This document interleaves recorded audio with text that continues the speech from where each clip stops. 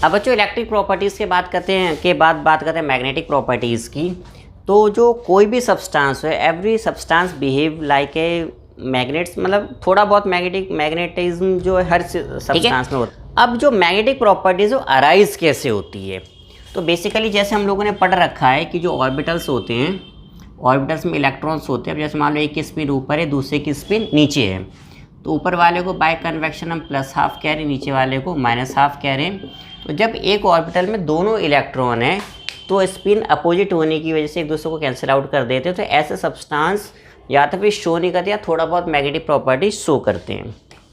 But अगर मान लो एक ऑर्बिटल में एक ही इलेक्ट्रॉन है तो इसकी एक ही स्पिन होती है, तो एक ही स्पिन में रोटेट करता है, तो एक फील्ड क्रिएट करता है जिसकी वजह से मैग्नेटिक प्रॉपर्टीज ये शो करता है।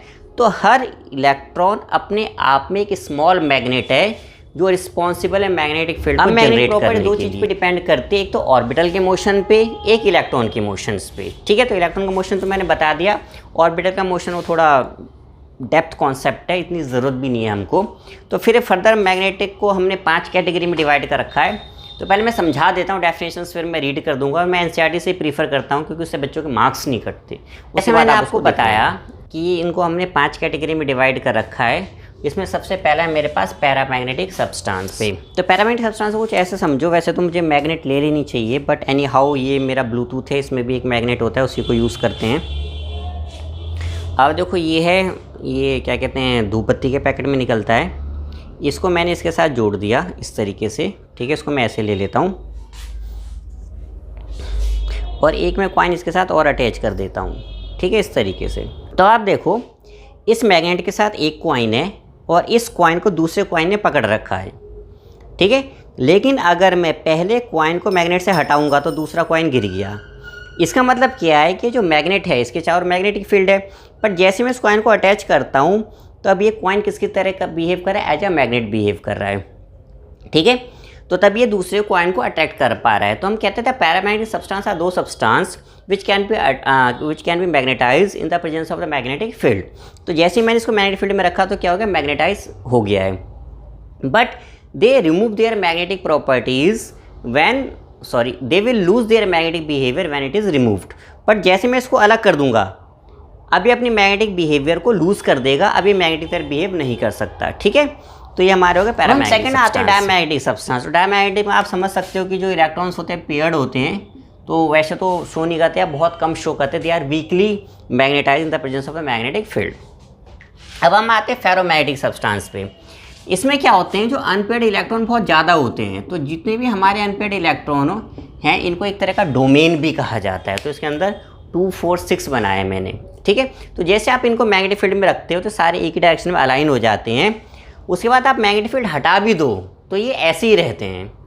तो ferromagnetic substance once placed in the magnetic field they will become permanent magnets. तो एग्जाम में ये भी क्वेश्चन आता है कि which substance is used to for making permanent magnet, they are ferromagnetic substance. इनके एग्जाम्पल्स भी याद करने हैं। देन एंटी फेरोमैग्नेटिक सब्सटेंस, तो इनके अंदर भी अनपेयर्ड इलेक्ट्रॉन इसी के बराबर होते हैं। तो इनसे हमारी सेम एक्सपेक्टेशन होती है, बट होता है बिल्कुल अगेंस्ट उल्टा ही है, तो बिल्कुल भी ना के बराबर शो करते हैं। ये होता है ऐसा क्यों है, इलेक्ट्रॉन तो बहुत ज़्यादा होते हैं बट उनकी स्पिन उल्टी होती है। देखो आप 3 ऊपर की डायरेक्शन में और 3 नीचे की डायरेक्शन में, जिसकी वजह से जो नेट मैग्नेट मोमेंट है 0 हो जाता है। तो they are called anti ferromagnetic. Next है हमारे पास फेरोमैग्नेटिक सब्सटेंस। तो इनसे भी हमारी एक्सपेक्टेशन इसी की बराबर होती है, बट इसमें जो इलेक्ट्रॉन की जो अलाइनमेंट है अनइवन होती है। जैसे मान लो 1, 2, 3, 4, 2 ऊपर हैं, 2 आप नीचे कर दो। जो 2 हैं 2 को कैंसिल आउट करेंगे, 2 फिर भी बचे, तो इनसे एक्सपेक्टेशन तो फेरो के बराबर होते हैं, बट ये थोड़ा बहुत शो करते हैं। They are called ferrimagnetic. Definitions को मैं बुक में से पढ़ देता हूँ, एनसीईआरटी बुक है उसी से लिख लेना अपना। जैसे मैंने पैरामैग्नेटिक की डेफिनेशन आपको बताई थी, paramagnetic substance are weakly attract by the magnetic field, they are magnetize in the magnetic field in the same direction, they lose their magnetism in the absence of the magnetic field. जैसे मैंने आपको coin का example दिया था।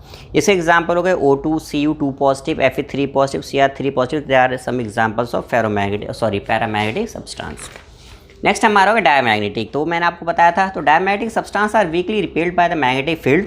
Example हो गया H2O, NaCl, C6H6, ये सारे इसके क्या होगा एग्जाम्पल। रीज़न मैंने आपको बताया था, पेयर्ड होते हैं इसके अंदर। ठीक है, देन फेरोमैग्नेटिक सब्सटेंस, तो इसके एग्जांपल हो गए आयरन, कोबाल्ट, निकल, गैडोनियम, CrO3, ये सारे इसके हो गए एग्जांपल्स। तो हम कहते हैं in solid state the metal science of the ferromagnetic substance are grouped together into small regions called domains. Each domains act as a tiny magnets यानी स्मॉल मैग्नेट्स।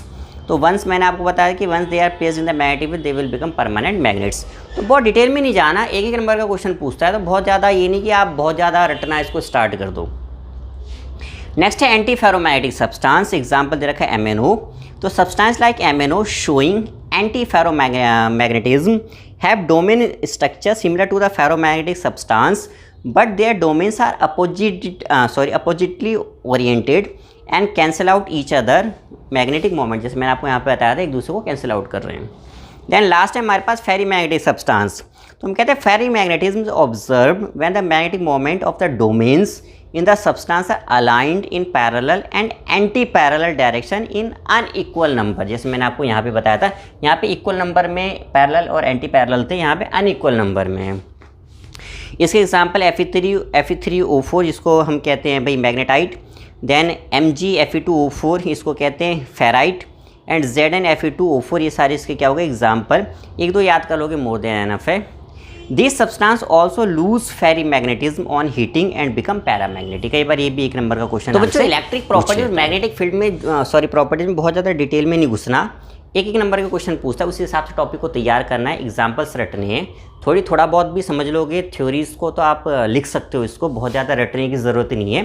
तो इसी तरह से टॉपिक हमको तैयार करना है। 4 से 5 नंबर का आता है, 3 नंबर का न्यूमेरिकल ऑलमोस्ट फिक्स होता है इसके अंदर, 2 नंबर की थ्योरी, तो उसमें बहुत ज़्यादा घुसना नहीं है हमें। ठीक है बच्चों।